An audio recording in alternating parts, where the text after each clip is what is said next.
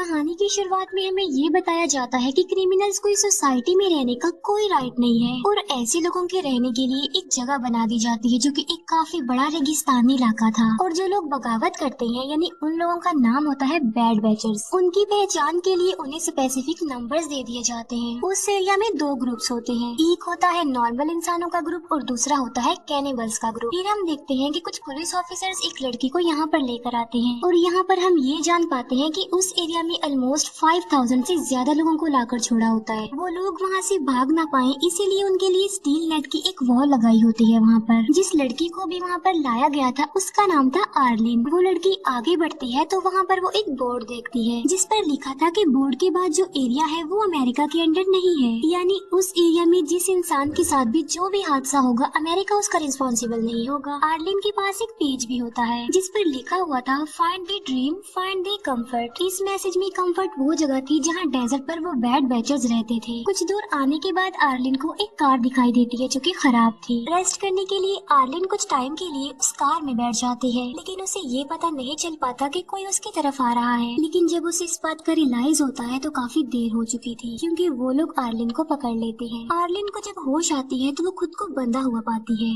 असल में उसे दो फीमेल्स किडनैप करके यहाँ पर लाई थी। उनमें से एक लेडी सॉ लेकर आर्लिन की तरफ आ रही होती है और वो आर्लिन का हाथ काटने लगती है। हाथ के साथ साथ वो आर्लिन का एक पैर भी काट देती है लंच बनाने के लिए, क्योंकि वो ग्रुप था कैनिबल का। डेजर्ट पर कुछ खाने को नहीं मिलता इसीलिए लोग कैनिबल्स बन जाते हैं, जबकि दूसरे ग्रुप के लोग कंफर्ट में रहते थे। जो कोई भी डेजर्ट में आता था ये कैनिबल्स उसे पकड़ लेते थे और उसे अपना खाना बना लेते थे। और ये कैनिबल खुद को बिल्कुल फिट रखते थे, अपनी हेल्थ का काफी ख्याल रखते थे। वहाँ पर बहुत सारे लोगों को इन्होंने प्रिजनर्स बनाया होता है जिनके हाथ पाँव भी काटे गए थे। कैनिबल्स को जब भूख महसूस होती है तो वो इंसानों को पकड़ लेते हैं और उनकी बॉडी का कोई भी पार्ट काट कर उसे खा लेते हैं। और अब तो आर्लिन भी उनकी विक्टिम बन चुकी थी। वो समझ चुकी थी कि वो इन कैनिबल्स का खाना बनने वाली है और अगर वो जिंदा रहना चाहती है तो उसे यहाँ से भागना होगा। लेकिन वहाँ से भागना काफी मुश्किल था क्योंकि उसका एक हाथ और पाँव कटे हुए थे और उसे चेन से भी बांधा गया था। लेकिन आर्लिन को एक आइडिया आता है, वो अपनी पूरी बॉडी पर अपना वेस्ट मटेरियल लगा लेती है। नेक्स्ट डे एक कैनिबल लेडी आर्लिन को चेक करने के लिए आती है तो वो देखती है कि आर्लिन वेस्ट मटेरियल में लथपथ है। ये देखकर वो कैनिबल लेडी उसे आजाद कर देती है और आर्लिन को क्लीन करने के लिए खींच कर अपने साथ ले जाती है। फिर वो लेडी पानी लेने जाती है। इसी दौरान आर्लिन मौके का फायदा उठाकर एक रॉड छुपा लेती है। जब वो लेडी आर्लिन को क्लीन कर रही होती है तो आर्लिन उसी रॉड से उस पर स्टैब करती है जिससे वो कैनिबल लेडी गिर जाती है। फिर आर्लिन उस पर बार बार स्टैब करती है और कैनिबल लेडी की मौत हो जाती है। फिर आर्लिन क्रॉलिंग करते हुए वहाँ से भागने लगती है। आगे जाकर उसे एक स्केटिंग बोर्ड मिलता है जिसके जरिए वो वहाँ से भाग सकती थी। वो डेजर्ट काफी बड़ा होता है और आर्लिन थोड़ी दूर जाते ही थक जाती है और उसे भूख और प्यास लगने लगती है शिद्दत वाली, जिसकी वजह से आर्लिन बेहोश हो जाती है। वहीं पर एक आदमी था जो कि अकेला रहता था, यानी ना तो वो कंफर्ट ग्रुप का था और ना ही कैनिबल था। वो बूढ़ा था जिसकी वजह से वो अभी तक कैनिबल का शिकार नहीं बना था। ये आदमी आर्लिन को एक कैरेज में बिठाकर काफी दूर तक ले जाता है और आर्लिन को कंफर्ट तक पहुंचा देता है जहां कंफर्ट के बाकी लोग रहते थे। आर्लिन को वहां पर ड्रॉप करके वो आदमी वहां से चला जाता है। फिर हमें 5 मंथ्स बाद का सीन दिखाया जाता है जहां आर्लिन का एक घर होता है और उसके पास एक आर्टिफिशियल पाँव भी था उसका। कंफर्ट के लोगों का लाइफस्टाइल बिल्कुल डिफरेंट था और वहाँ पर तमाम फैसिलिटीज थी, लाइक वहाँ पर शॉप्स थी, मेडिकल फैसिलिटी थी। इसके अलावा वहाँ पर और भी बहुत कुछ था। इसके फौरन बाद हमें एक कैनिबल फैमिली दिखाई जाती है जिसमें फैमिली के हेड का नाम होता है मियामी मैन, जो कि अपनी वाइफ और बेटी के साथ रहता था।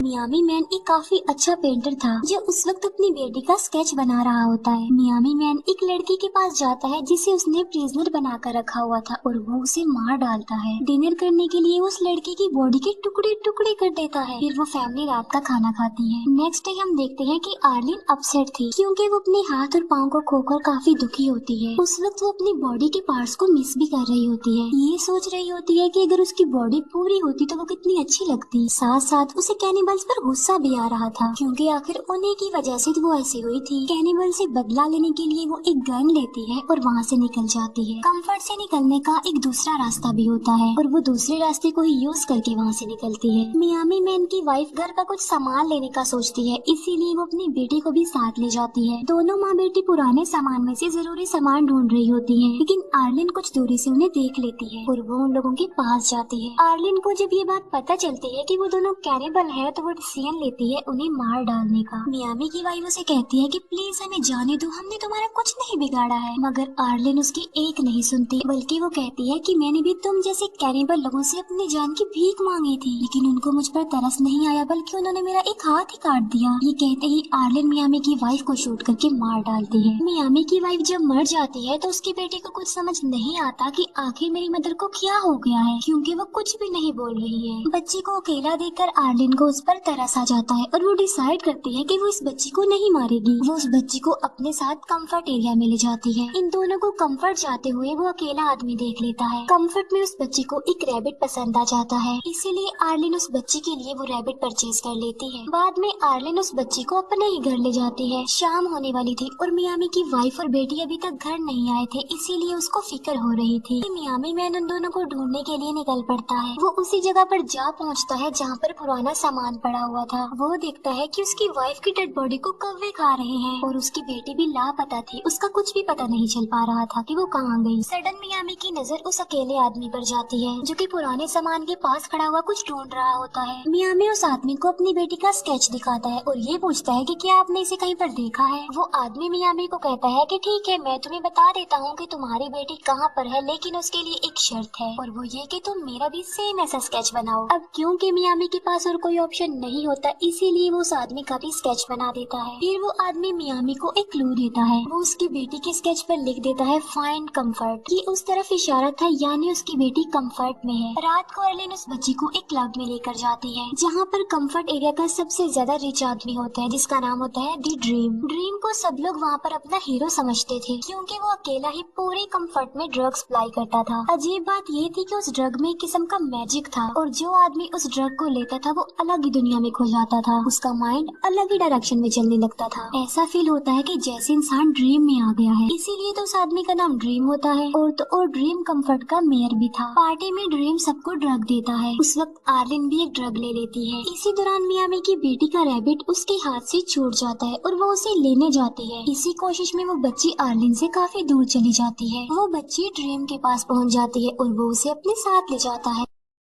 आर्लिन उस बच्ची को ढूंढने लगती है, लेकिन अब आर्लिन पर भी उस ड्रग का असर होने लगता है। उसे ऐसा लग रहा था कि वो ड्रीम में आ गई है और उसे अपने आसपास सब कुछ खूबसूरत नजर आने लगता है। आर्लिन उस बच्ची को ढूंढते हुए कंफर्ट से बाहर ही आ जाती है। आर्लिन का माइंड किसी और ही डायरेक्शन में चला गया था और उसे ये भी पता नहीं चल पाता कि मियामी उसके पास ही खड़ा हुआ है। नेक्स्ट मॉर्निंग जब आर्लिन को होश आता है तो वो देखती है कि वो कंफर्ट से काफी दूर है और मियामी मैन उसके पास ही खड़ा हुआ था और उसके हाथ में वो चीज होती है जिसके बगैर आर्लिन चल नहीं सकती थी, यानी उसका आर्टिफिशियल पाँव। मियामी उसे अपनी बेटी का स्केच दिखाते हुए पूछता है कि क्या तुमने इसे देखा है, जिस पर आर्लिन कहती है कि नहीं, मैंने इसे नहीं देखा, यानी यहाँ पर वो झूठ बोल देती है। किसी भी कैनिबल को कंफर्ट में आने की इजाजत नहीं थी। अगर कोई कैनिबल कंफर्ट के पास आ भी जाता है तो उसे शूट कर दिया जाता है। इसीलिए मियामी आर्लिन से एक डील करता है। वो कहता है कि मैं तुम्हें छोड़ दूंगा, लेकिन उसके बदले कंफर्ट एरिया से ढूंढ कर मेरी बेटी को लेकर आओ। और वो उसे वार्न भी करता है कि अगर तुमने ऐसा नहीं किया तो मैं तुम्हें किसी भी सूरत ढूंढ लूंगा और तुम्हें मार डालूंगा। आर्लिन इस डील पर एग्री हो जाती है। फिर ये दोनों कंफर्ट के लिए चल पड़ते हैं। आगे जाकर उन्हें एक कैनिबल आदमी मिलता है जो मियामी से एक सौदा करता है कि मैं तुम्हें फ्यूल दूंगा, मगर इसके बदले इस लड़की का पाँव काट कर मुझे खाने के लिए दो। वो कैनिबल आदमी मियामी को धमकाता भी है कि मैं तुम्हें मार डालूंगा और फिर जबरदस्ती इस लड़की को उठा कर ले जाऊंगा। इसीलिए मियामी उसकी बात पर एग्री हो जाता है और वो अर्लिन को उस कैनिबल को सौंप देता है। फिर वो आदमी अर्लिन को लेकर वहाँ से जाने लगता है। तभी मियामी उसकी तरफ एक नाइफ फेंकता है जो सीधा आकर उस आदमी को लगता है। उस आदमी की मौके पर ही मौत हो जाती है। मियामी उस आदमी का सारा सामान खुद रख लेता है और उस आदमी का एक हाथ भी काट कर अपने पास रख लेता है। फिर वो दोनों अपनी मंजिल यानी कंफर्ट के लिए आगे बढ़ते हैं, लेकिन रास्ते में ही तूफान आ जाता है वहाँ पर और हर तरफ रेत ही रेत छा जाती है। इसीलिए थोड़ी देर के लिए इन्हें स्टे करना पड़ता है। ये दोनों वहीं पर टेंट लगा कर अपना टाइम गुजारते हैं। तूफान रुकते रुकते रात हो जाती है। इसीलिए मियामी उस आदमी की कटे हुए हाथ को निकालता है डिनर बनाने के लिए। आर्लिन मियामी से पूछती है कि तुम कैनिबल यानी बैड बैचर्स कैसे बने। वो कहता है कि जब मैं 16 साल का था तो एक बोट के जरिए अमेरिका आ गया। अब क्योंकि मैं अमेरिका में अनऑथोराइज्ड पर्सन था, इसी वजह से मुझे बैड बैच बनाकर यहाँ भेज दिया गया। उन दोनों के साथ ही बहुत बुरा हुआ था, इसीलिए वो दोनों एक दूसरे के काफी करीब आ चुके थे। लेकिन तभी कोई मियामी को गोली मारकर उसे इंजर्ड कर देता है। तभी वहाँ पर एक स्ट्रेंजर आ जाता है जो अर्लिन को कहता है कि वो उसके साथ चले। यहाँ पर अर्लिन सोचती है कि क्या मुझे मियामी के साथ रुकना चाहिए या फिर उस आदमी के साथ चले जाना चाहिए, लेकिन लास्ट में वो उस आदमी के साथ जाने को ही प्रेफर करती है। वो कम्फर्ट का आदमी था, इसीलिए वो उस आदमी के साथ कम्फर्ट एरिया में आ जाती है।